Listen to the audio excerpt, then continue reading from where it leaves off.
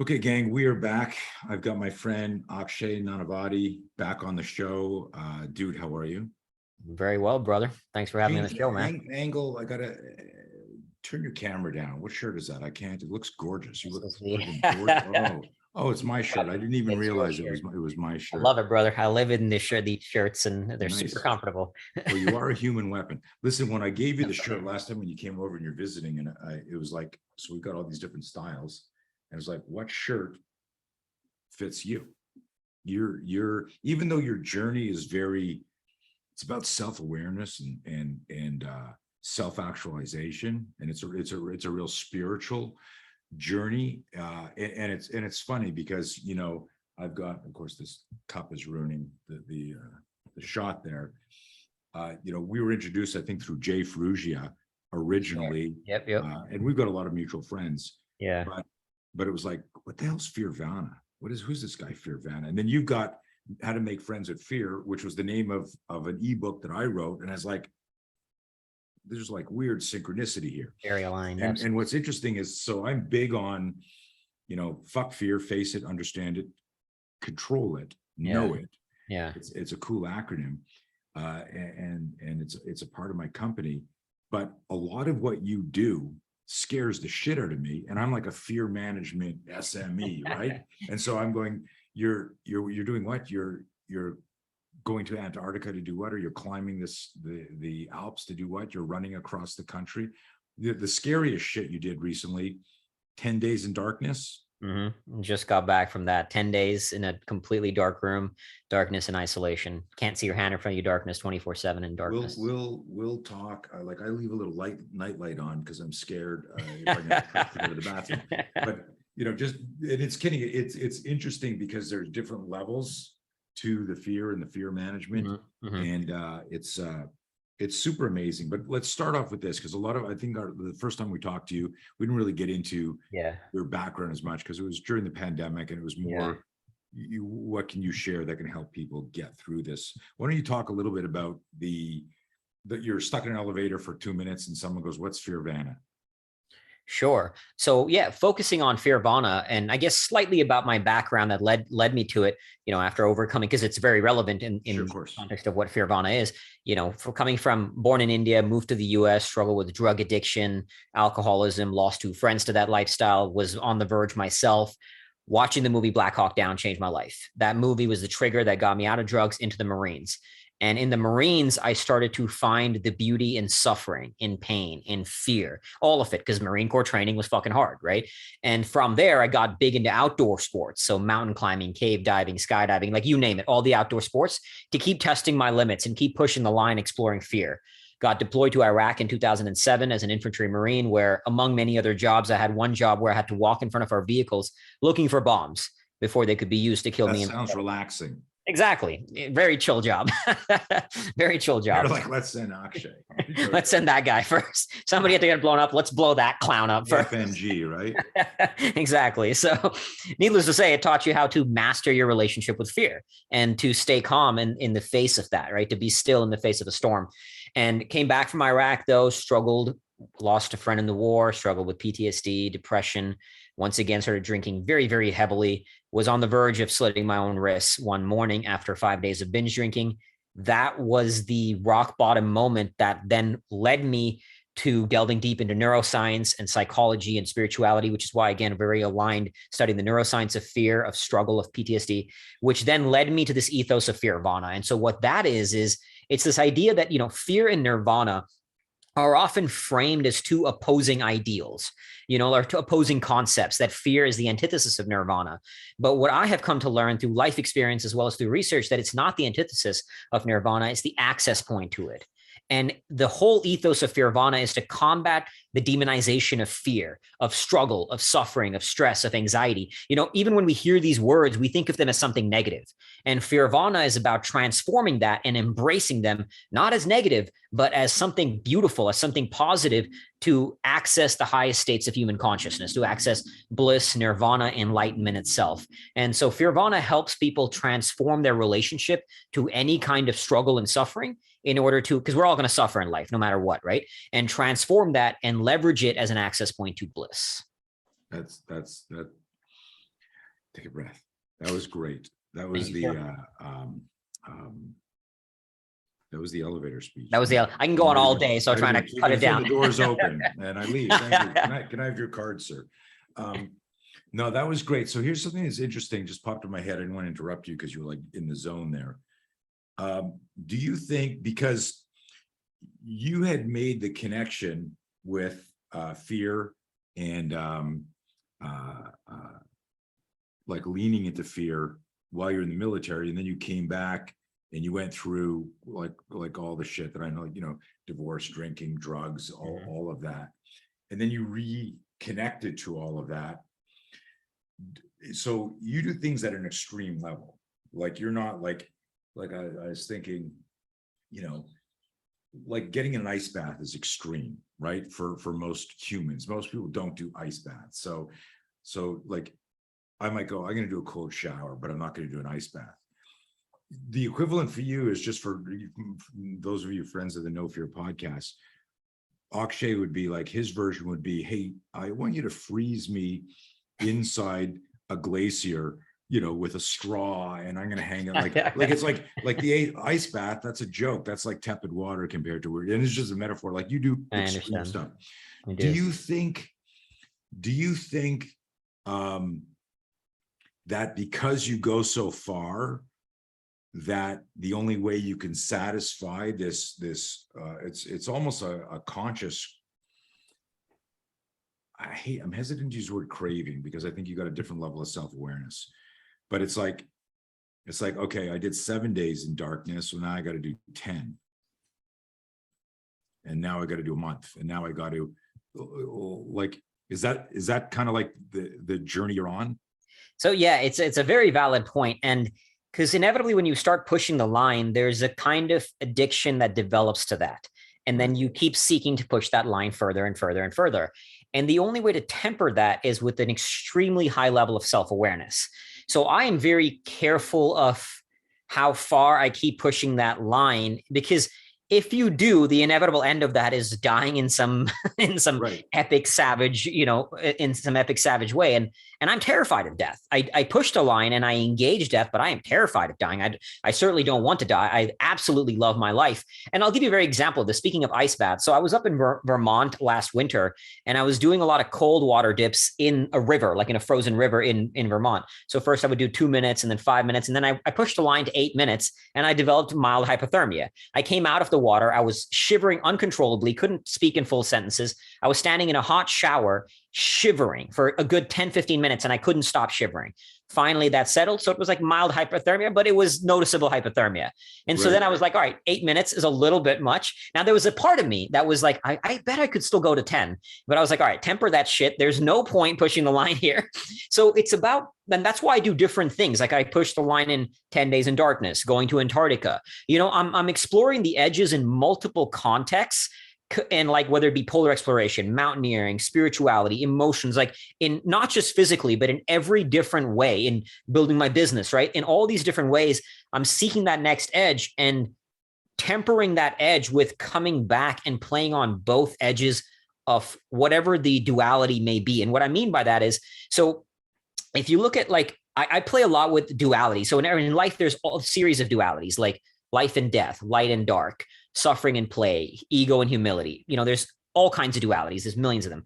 And I used to be somebody who would always lean towards the edge of suffering. And like, as a very concrete example, I remember running once and I saw this sign that said 5K fun run.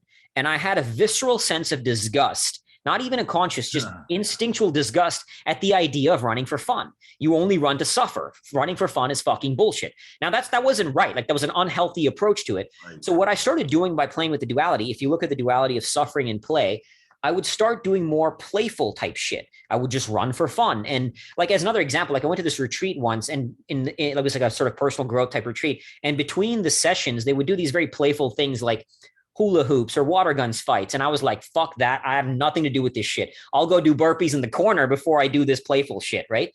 And I noticed that I was bringing suffering into my life always, even just like unnecessarily. So I started playing on the other edge. And that's how I kind of temper the push for going so hard beyond that edge to the inevitable death, is by playing on both edges of whatever the duality may be and finding like, I'll always be someone who leans towards the edge of suffering. I still seek it and I fucking love it. Like the transcendence there is beautiful, but I temper that by playing on other edges and finding that line. I mean, again, my line of balance is not, some people would argue, is not balanced at all, but it's a line I'm very conscious of. Like, and as another quick example, I used to free climb rock walls with no rope, like 80, 90-foot rock falls with no rope. And that's like the line of risk on that is absurdly high. I could one mistake, you're dead. And so I stopped doing that. Now, some people still do it. Like Alex Honnold did it on, free solo. And that's not no judgment, to each their own. But to me, that line of risk was too high. And so I stopped. I made a very conscious call, and I find other edges to play on. Interesting. So again, self-awareness is everything. A lot of people talk about self-awareness is everyone's superpower. If there's no self-awareness, you don't have critical thinking. If you don't have critical thinking, you can't make decisions and navigate life. You're not going to grow. And God, the world needs some critical thinking right now. Fucking right.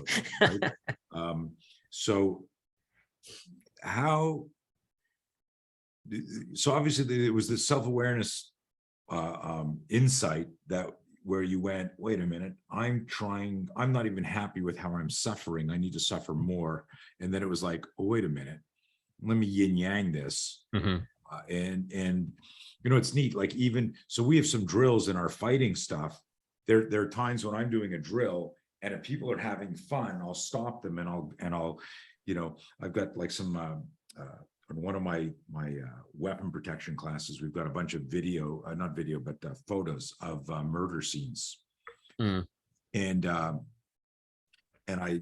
have people, I gotta bring this out now. It won't be much of a surprise because I'm talking about here, but what we used to do is we get the class started. There's 20, 30 people in there, and we're doing like 3 weapon defense, knife gun club. Got you. And when you bring a group of martial artists together and they start doing any type of knife weapon drill, there's a lot of laughing and joking going on. I got you. You've been there, right? Tally classes you're doing, and people are having fun and they're talking and, oh, good move. Or, I'll present the weapon. You do a gun disarming, you hand it back to me right away. Like, is that what you should be practicing? Are you going to disarm the bad guy and then hand him back the gun? And I'm more, let's build the whole thing. Anyways, long story short, I did this out of there's probably about 30 people in this class, and they're laughing and they're having fun, and they're doing like you ever do in any of your military training or whatever, like marking, like you'd have a Sharpie or chalk or some sort of where you're doing knife stuff, and then you're looking at, oh fuck, look at all these cuts I have on my shirt. We didn't do it with marker, but that's cool. I like that. So because people are having fun, and then you look at your white t-shirt after, and you're using Martin, you've got, holy shit, I got slashed like 16 times in the last 2 minutes. Didn't even know it, because we're having fun. So what I would do is everyone's having fun, and then I sit down and I go, guys, that was a blast. It was fun watching you work. And there, people are doing zigzagging. And then I go, hey, let's watch this for a moment. And then it's like just murder scene, and knives through people's heads, through their eye, in their back, gunshot. I go, this doesn't look like fun, does it? I said, we're going to go back to the exercise now, but let's remember what the fuck we're training for. Someone trying to murder you is not fun. There's a psychological, anyways, my point, because this isn't a self-defense talk, and it's easy for me. I get so fired up with this shit, I feel you. I can get fired up about mine. Yeah. I'll be in my garage working out. You'll be sitting here going, where'd Tony go? What I'm acknowledging is the self-awareness it took where you went, I can suffer better, meaning worse, and I can turn up the suffer. And then there was one day you had this epiphany that was like, wait a minute, there's no yin yang, there's no balance here. And so for me, we have a lot of drills where we absolutely go, now we're going to play, now we're going to have fun. Now this is just about playing and not about the violence and creating that cortisol. How did that happen for you? Do you remember, was it that moment when you saw the 5K run and you sat back? Like, was it connected to that, or was that just an example? Like, how did you make that observation? It was soon after that, just recognizing that, I had also, soon after that, I had gone through a very challenging divorce, and I was just, even in the day to day, even in just sort of lighter things in life, whether I'm running an ultra marathon or not, I just noticed that I was feeling kind of miserable all the time, you know? And I'm always someone who drives myself hard. Like if I run 10 miles, I'm like, could you have pushed harder, you know? But Come if on, you, hold on a second. You climb the Alps, you do free solo stuff, you go live in darkness, and you're hard on yourself. What? well, so I Wait a minute, used to I'm be joking. worse I mean, about this this. is- I- Yeah, no, it's a great question because see, I used to be the kind of person, and this is where I started noticing and reversing that to answer your question about that. You know, I would, if I ran 10 miles, I'd be pissed off I didn't run 12. If I ran 12, I'd be pissed off I didn't run 15, and so on and so forth. And that's a fucking miserable way to live. You're just constantly pissed off at yourself. And I just noticed that I was just miserable all the damn time, no matter how hard I pushed, no matter what I was doing. And I realized that was it was not just a it was an unfulfilling, unhealthy way to live, you know? And so just recognizing that, like Yeah. I had to step outside of myself. Like one of my core mantras is always go meta. So meta is like rising above the thing to look at the thing. So if I say meta awareness, it's awareness of awareness. You know, like meta learning would be learning how to learn. So going meta to understand myself. And it was just noticing that.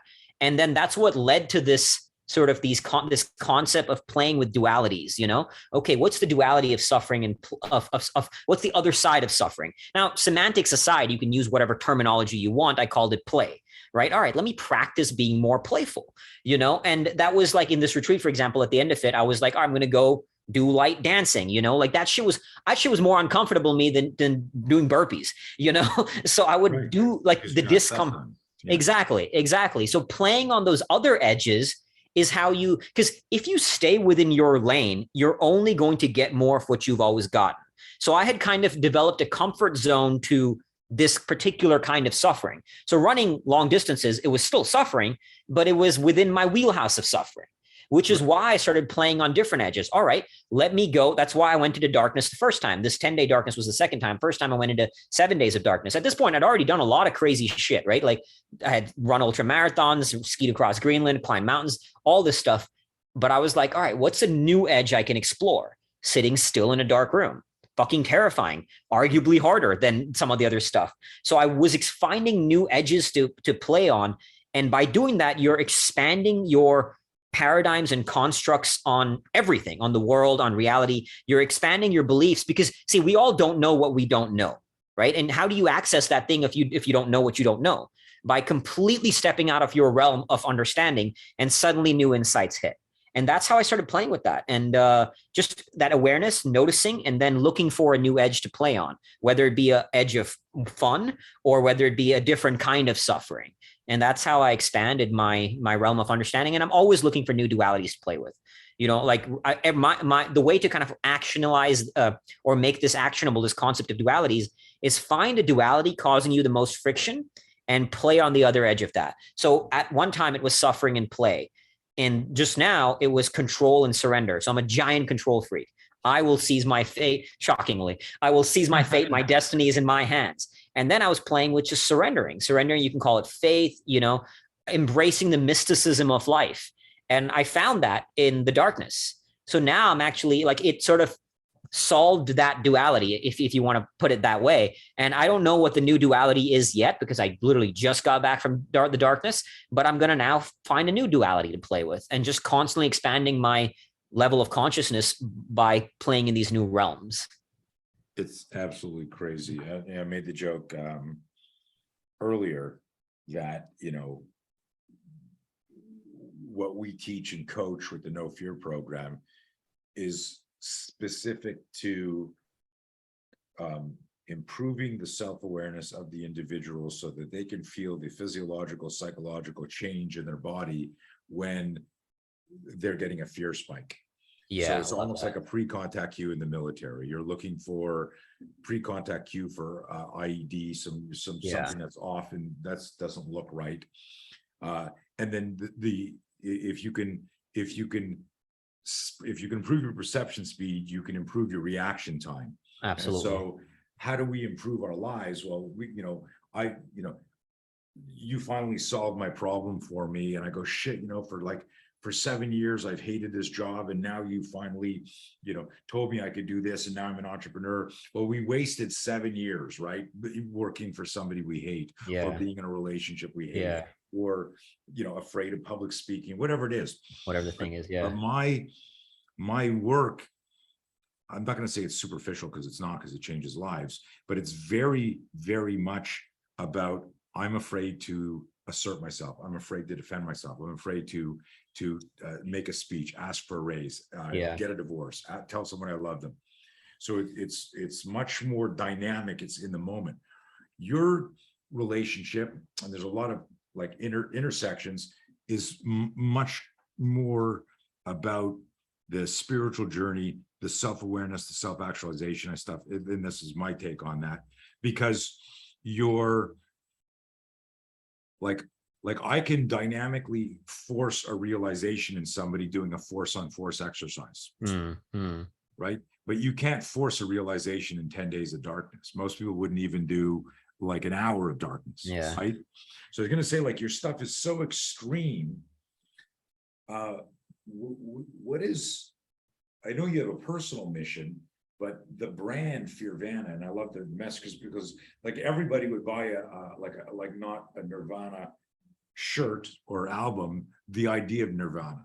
Yeah. Everyone buy into that. Into oh that, my God, bliss and happiness and oh my God.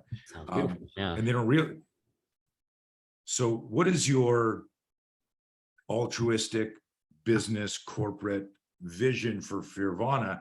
Because the thing is, and I like you, and I want you to be as successful as possible, and you already are successful. But somebody who comes from that suffering, it's not good enough, and I'm kind of like that.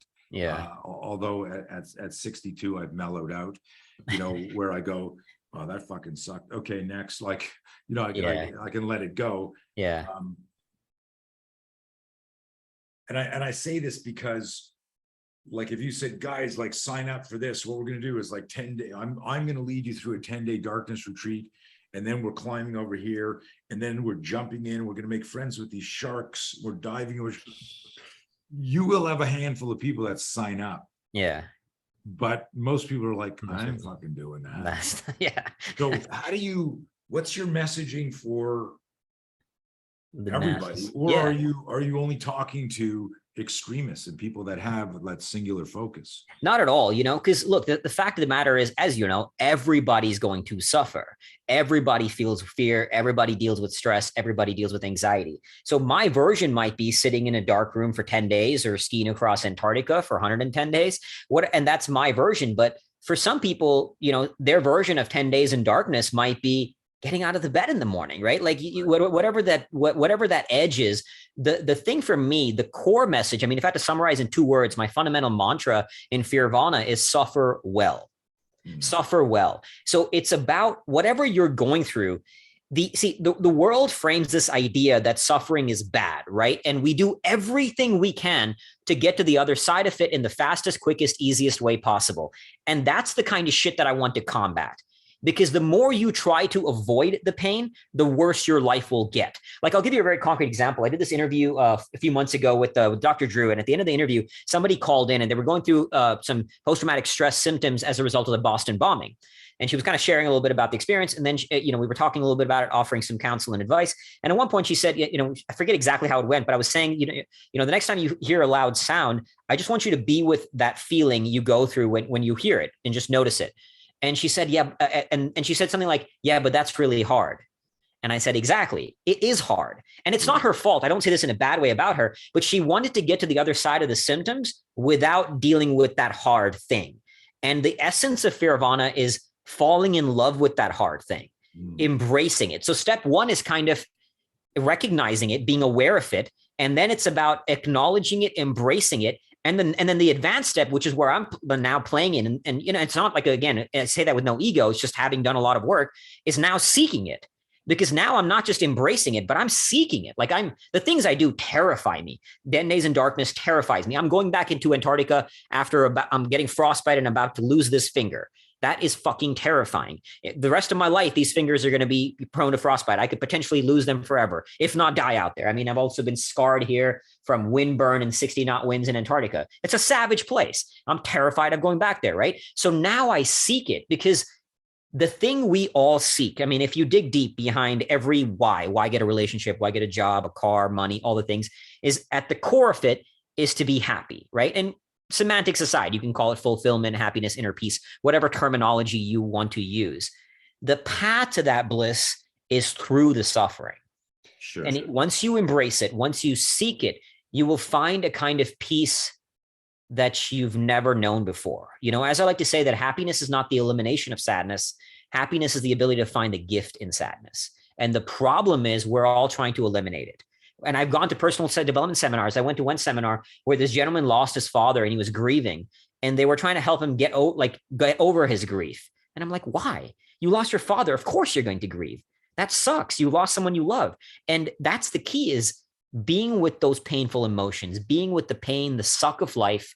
I mean, in the Marines, we used to say, embrace the suck, because Marine, a lot of it fucking sucked from being in war to the training. It absolutely sucked, but you embrace it and then you start seeking it. And that's what I want to help people do, you know, is suffer well. And ultimately, once they start falling in love with it, is to seek it so they can find whatever their edge may be. I mean, I stress this in every talk, that it's not about, I'm not saying you have to ski across Antarctica to find nirvana or to find enlightenment. What is your version of that, you know? And the other thing I cannot stress enough is that I'm not special in these things that I do. Often people will be like, you know, how can someone normal do this kind of stuff? And I'm like, I'm not special. I'm normal. I'm common. I'm not only that, I'm a genetic mess. Like, I have a blood disorder that transports 25 to 30% less oxygen through my body. 2 doctors told me it would kill me in boot camp. I have flat feet. I have scoliosis. So I'm not some genetically gifted athlete that does all these things. I've just worked my ass off to put in the work to get and build up my ability to endure this kind of suffering one step at a time. I used to be terrified of Ferris wheels, Tony. Forget about roller coasters. A fucking Ferris wheel scared me. And now I'm doing some pretty intense shit, you know? So you just work your way up, and then you find wherever your worthy struggle is. That's a term that I call is everybody has their worthy struggle. It might be playing chess, playing basketball, writing a book. Find your worthy struggle and keep pushing the edge in that worthy struggle. That's the essence of Fearvana. I love it. And so much of what you just said with more elegance is the fuck fear acronym. It's you need to lean into it, to face it. Then only by pursuing it, by actually facing it on purpose, can you come to understand it. Exactly. A lot of people get confused with the C in the acronym of control it, because in our model, life must go on. So it's not like, oh, phew, I just graduated from fear and now I have no fear, like the old, you know, adrenaline company. Yeah. And that's the big illusion, is that people think they with a certain amount of training or a certain mindset or a certain whatever, that they can experience no fear. And it's just not true. And you may have a friend who's an adrenaline junkie, or he's a unicorn, but he's the unicorn or she's the unicorn. You're not the unicorn if you're making that observation. Yeah. I love that you pointed that out. Yeah. Because, you know, a lot of people think like, yeah, it's about that no fear. And I mean, like I said, one, I'm terrified of the things they do. And two, the work never stops. Like the awareness level, you don't magically reach, to your point, you don't magically reach a point like, oh, I'm good now, I've got this shit. Like, no, the next thing it'll keep showing up. That inner voice will keep showing up. It will keep fighting you, and you have to constantly wrestle that shit. I mean, it's relentless, and you know this. It just does not stop. But that's the work. Yeah, and that's the big thing, is like a lot of people, you know, they'll go, "What's it like to have no fear?" And I'm like, "Who are you talking to?" Like, I have fear every day about something. Fucking A. I was you know, we have a mutual friend in Mike Ritlin who has a crazy long form podcast that we both been on, and he's a great guy. But I loved his interview with you. It was way better than our interview, because he's better than me. I'm gonna have to kick his ass when I see him, unless he's got one of his dogs around. And then but in your talk with Mike, you were talking about your first darkness journey in Germany, 7 days. Mm-hmm. And the most interesting thing I heard you say in there was how you began exercising to pass the time, but then you had this again, the self-awareness piece, this realization that you were using it to avoid this idea that I got to sit in stillness in the darkness. Mm-hmm. Talk a little bit about that, because that's that's what I try to inspire people. I want them to hear your words, that it's you've seen the word rationalize, the play on words, rationalize. It's the lies we tell ourselves. Sounds like, have you ever seen that one? They write out the word rationalize, put a little hyphen there, and change it. Instead of L-I-Z-E, it's L-I-E-S, rationalize. And we tell ourselves, no, I don't want to do that. I'm beyond that. I don't need that. I get that. I get what's going to happen there. No. You didn't do it. And you don't know. Yeah. But I thought it was really, that was my favorite part of that story, where you went, yeah, I was doing burpees, I was working on, and then I realized I was doing that to avoid the darkness, which I was already in. I was there to do. Yeah. And that's where that relentless self-awareness work comes in. And this is why you got to go meta. You sometimes got to go meta on the meta, right? Like you got to keep rising above to notice your inner voice and what's happening and why you're doing it, because otherwise you will rational the lies. Exactly. Like to your point, you'll rationalize the lies. And so I was, because exercising was within my comfort zone. Yes, obviously doing hard exercise and burpees is still suffering, but it was a suffering that I was familiar with, that I loved. And I recognized simply by noticing, because in the darkness also, you have nowhere else to go. You're forced to sit with your mind. So you start hearing all the voices in your head very, very, very, very clearly. And so I recognized that I was using exercise as a way to avoid the stillness. And it was just an escape from the very thing I was ultimately there to do. And so I made a rule for myself. This was last time. And I actually did that for the most part this time in the 10 days as well. But towards the end, I did exercise for very different reasons and very consciously, not as an escape from the stillness. But that's why in the last time I decided to stop. I made a rule that I was not allowed to exercise anymore. I just had to sit with the stillness. And that's fucking brutal. Because in the darkness, you're shutting off one of the primary ways in which we engage with the world, your visual sense. So you have nowhere external to go. At a very simplistic level, I can look outside and say that's a wall, that's a door, but my mind is going somewhere outside the self, even in the smallest way. In the darkness, that is all shut off. So you're going inside. And when you go inside, you're opening doors within. You don't know what's going to come out on the other side of the doors. You're going to coming out like there's going to be light and there's going to be dark. There's going to be your dragons, there's going to be divinity, and you just have to face that shit. So it's a profoundly intense and challenging and beautiful journey. But that's what I was avoiding. And so I decided to face it and deal with it. And that's why big reason why I wanted to go back in again, this time for 10 days. Yeah. And it's crazy. And again, it comes back to that self-awareness. So I dig that. Let's switch gears. And you've got I heard you talking about your morning routine, and I want to know if because that interview was like 2 years old, I think.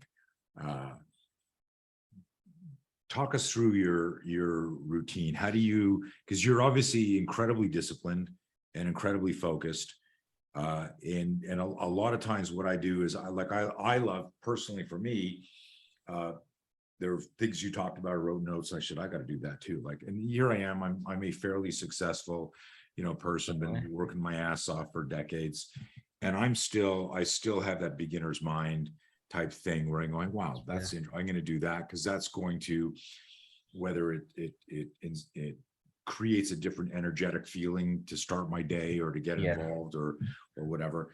Talk us through your routine, how you get up in the morning, and then what's and how you plan your week.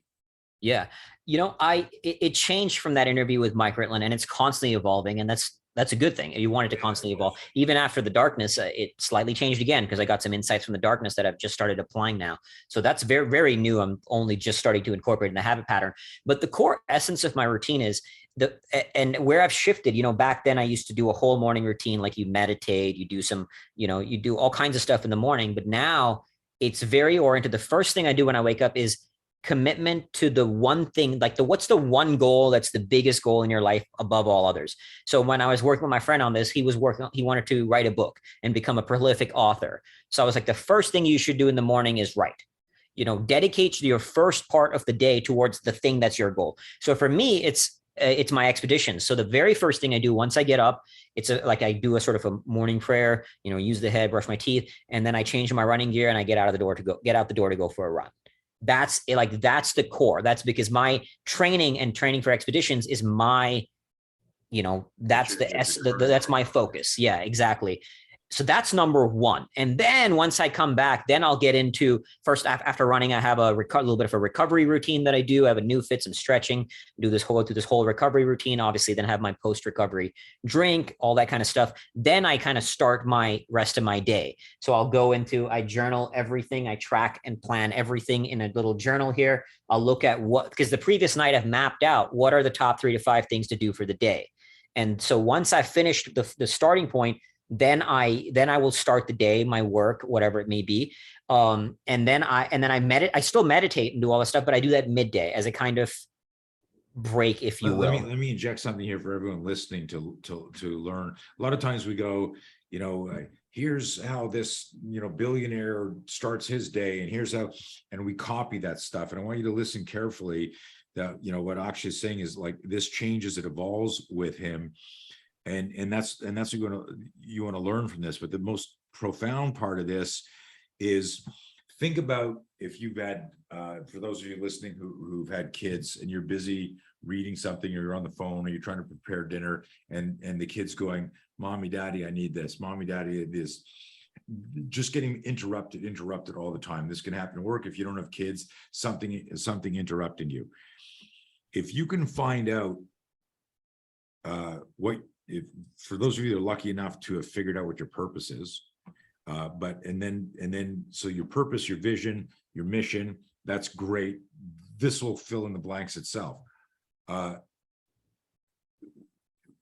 When I'm kind of like coaching people through this, I go if you know what the mission is, you know what the goal is, you'll know what the tasks are to support the goals, and then you need to address those. And so what I love about what you said is, like, right now, if you were getting ready for like a 30 days of darkness, your next darkness challenge, let's say, you're not going to get up and go run every morning. Something's going to change because you have the self-awareness to go, I need to be physically fit and mentally fit to handle this next scary challenge. Yeah. So that's what I want everyone listening to this is if you know, like, this is the most important thing. If you get that out of the way, the dopamine hit, the gratification, all of the, exactly, wow, I did that. And then everything else is just, and it's not that it's less important, but you go, I got the big thing out of the way. And that oftentimes creates that almost like an adrenaline.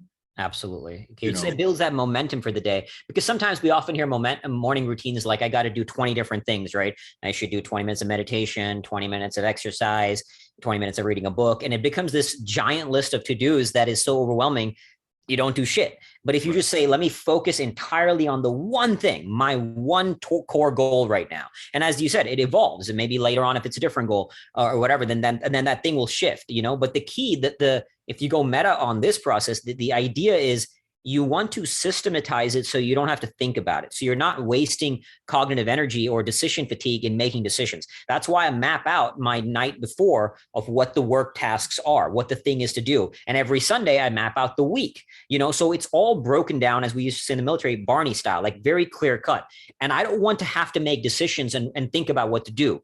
All I do is follow the plan that's been already laid out. So I'm using my mind. When you lay out your Sunday for the week, is that non-negotiable? Meaning it's got to be a crisis to divert it. But if you knew you were going to do something, and I happen to, are you back in Arizona? Where are you now? Back in Arizona. Yep. Okay. If I happen to come into town and you knew you were going to go run for 10 miles, and I said, hey man, I'm right beside you, let's go for breakfast. Would you say, I'll eat after, let's go for lunch, I got to go for my run? Or would you say, oh dude, okay, would you change your?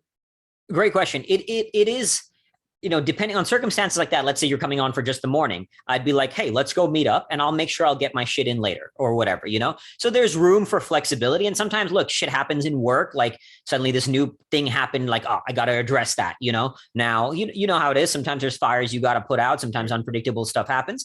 So there's room for flexibility as and when needed. But this is where the self-awareness piece comes in, is you got to make sure the flexibility is is a conscious choice you're making, not an avoidance of work, not because I'm being lazy, right? Like that's the key is you coming in town. I'd be like, Tony's a good buddy of mine. He's only in town for this morning. I want to go see him. I'll make sure to get my shit in. Like, I'm not worried about that. I'll get it in and I'll move things around to get it in, you know? So yeah, but this is where you have to be self-aware, because if you do too much of that, like if you just don't follow your rules constantly, then that becomes a norm, right? You don't want to give yourself that out and start negotiating with yourself all the damn time to say, oh, I can do it otherwise. No, like otherwise, then that becomes a norm. And then the lazy, because the brain is naturally lazy. You're going to retreat to the easiest, laziest course of action. And that's not me saying it. Like a Nobel Prize winning psychologist said that the natural state of the brain is laziness. So you don't want to fall into the pattern of negotiating with yourself and falling into that trap. You know, you got to transcend your feelings to follow the plan. My instinct is to argue that, but with immediate reflection, I go, yeah, most people are pretty lazy.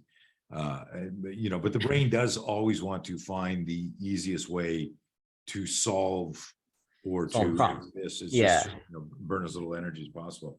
Are you still reading citations? Medal of Honor citations. I am not doing that annemore. Yeah, I was doing that. Neat. That was emotionally impactful when I heard you talk about that. It served, and this is again the evolution of the self. It served its purpose at the time, and now I'm not doing it because partly like getting into military stuffs orients me a lot to the military realm. Right now, it's very focused about Antarctica. So I'm channeling my mind towards that. So what I do read more often now, like right before going to bed, I read books on polar exploration. So I have books on polar exploration like everywhere around my bedroom, and like there's little reminders of it, and I'll read a few passages before going to bed. So my core focus is oriented towards that thing. You've read Into the Wild, I'm sure. I've not actually read Into the Wild because again, like I know the story, but the way I play in the wilderness is a little bit more, I think, extreme than that too. Polar exploration is a one of the more like you suffer more in polar exploration than any other feat that I've encountered, and so it's quite a daunting challenge to play in those realms. Yeah, it's nuts. So let me ask you. I'm trying to keep these around an hour. Not for us, but just for I understand consuming this. You deliberately seek out events that create fear because you know they're going to reveal another layer of who you are, self-actualization. You're like, and this is your journey. And but you're also a human. You have relationships with friendships, hopefully romantic relationships. You're a business owner. You've got employees. You might have partners in different gigs like your expeditions. You've got partners and sponsorships. Although you're very evolved in this way, there's still a positive ego of, I want to make a difference on the planet. I want to, otherwise you'd be doing this on your own and nobody know who you are. Like, why do you have a website, right? So you're aware of, if I get well known and create this brand equity, that will fund more training and events for me, and it will inspire more people, and we can all suffer together and be happy together.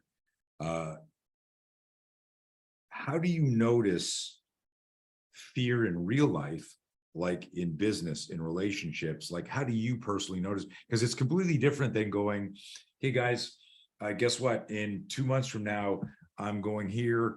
You won't be able to reach me because I'm going to be in darkness for 10 days. I'm doing this on purpose. I've trained everyone. I'm going to Antarctica. I'm not going to have any cell phone coverage. Once a week, I'll check in here if the SATCOM works. Otherwise, I may be dead or maybe alive. See ya.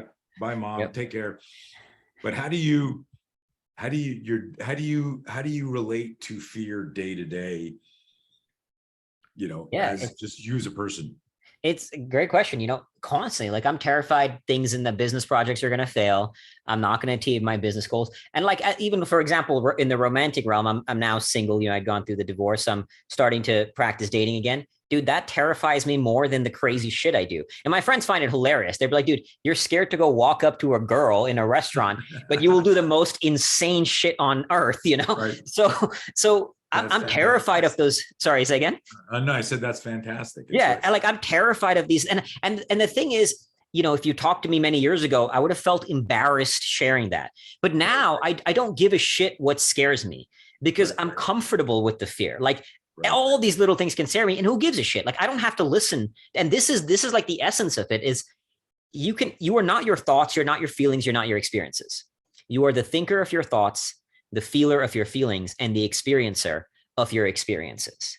So the better you get at disidentifying from your thoughts and feelings, the better you will live life, the better you will create the reality you want to create, because your brain is, we know this, our brain is going to do crazy shit all the time. If you listen to all the thoughts and feelings, we are all going to be like a mess, right? Like this chaotic, neurotic mess. Our feelings fluctuate from the day. Our thoughts go God knows where. We don't control them. But you don't have to listen to that shit. You don't have to be defined by it. So I've just gotten a lot better at recognizing the fear is there constantly. And I just don't give a shit that it is there. I'll just I'll transcend it and move through it anyway, So in terms of the day-to-day, I mean, in many ways, the day-to-day type stuff scares me more than the intense shit. Sure. Like Antarctica I thrive in that. Like and I say this with no ego, but I'm a fucking animal out there. Like I'm a savage in those realms and I crush it. Tell me to go talk to a girl in a fucking bar and I'll be goddamn terrified, So it's like, hey, could you guys kill the lights for a second? I gotta ask her out on a date. In the dark, I can do it. I need the darkness. Exactly. That's funny. That's great. Okay, man. What the cliche close of every podcast, one of them I hate asking, but I love asking is, what is a question or the question you wish somebody would ask you so that you could, do a solo on this idea? Is there something I didn't ask you or something that didn't come out that you go, fuck, I would have loved to share this with Tony's audience? Good question. I mean, I think, if sort of often I get a question at the end, if there's one core takeaway, like for someone listening, and I guess I'll summarize it with a quote from a wiser person myself. Dostoevsky said once said that the greatest thing I dread is not to be worthy of my sufferings. And so to kind of put a ribbon on everything we've been talking about is around that ethos of suffer well. You're going to suffer in life, and you have to train yourself to disidentify with it and not make it your identity. People often say I am depressed or I have depression, instead of saying my brain is going through depression from the time to time, but I am not my brain. My brain is not me. So the core takeaway is learn to disidentify with your thoughts and feelings, practice it. And when you do that, you will start to recognize that, look, the pain's not going to go away. Nothing I can say, no podcast, no book, no seminars, going to make your pain go away. None of that shit. And that's not the goal, or at least it shouldn't be the goal. But the more you practice developing that positive relationship for it, the better your life will be. And the only way you do that is by stepping into the arena. You have to take away from this is to go play in your battlefield. And so if I had to say one core actionable takeaway, the best way to do all the things we're talking about is to exercise. It sounds simple, but there is no better way to master the mind, body, spirit than suffering. You know this, right? And one neuroscientist said that exercise is like miracle grow, and I quote, miracle grow for the brain. So even neurologically, what it does to the brain. Another neuroscientist said that if you could put all the effects of exercise into a pill, it'd be the best-selling pill of all time. So just neurologically, it changes you physically, of course, but most importantly, for me at least, I think, is that spiritual realm. It teaches you how to suffer. It teaches you how to transcend suffering. And it won't make your life problems go away, but it will develop the internal weapons to face those problems. So step into the arena, play into the arena, and be worthy of your sufferings. Suffer well. I love that last concept of weapons to do battle. Exactly. If you got that mental, we talk about physical fitness, and we don't talk about mental fitness. Yeah. And it's you all up here. Cultivate mental fitness 100%. By working out properly. Anyways, fantastic. Yeah. This build was those great, plans. man. I'm glad we got deeper than the first podcast we did was way shorter. This was wicked. How do people? I mean, I'll obviously when we release, I'll share your Instagram and your Thank you, brother. the Fearvana page so people can get your book if they want and all that. Are there other places you're starting to write or post, or is it all on your website most of the Yeah, time? my website, fearvana.com, Instagram, Fearvana, Fearvana. And as you mentioned, the book's on Amazon in Kindle, paperback, and Audible. And all the profits from the book go to charity as well. So we support people like former child soldiers to survivors of sex trafficking and many other causes. So find me any of those places. Amazing. You're a very interesting man and Thank you, very, brother. very inspirational. And like I said in the beginning, like the things you do, well, some of the stuff I dig nature and that sort Yeah. of stuff. And you could probably talk me into some of those events, Yeah. but I'd rather be on a skidoo with a flask of bourbon or something. I'll meet you up ahead. Right? I can enjoy that kind of shit too, man. Okay, dude. Hey, man, be safe. Thanks, brother. And I'll see you soon. Sounds good, brother.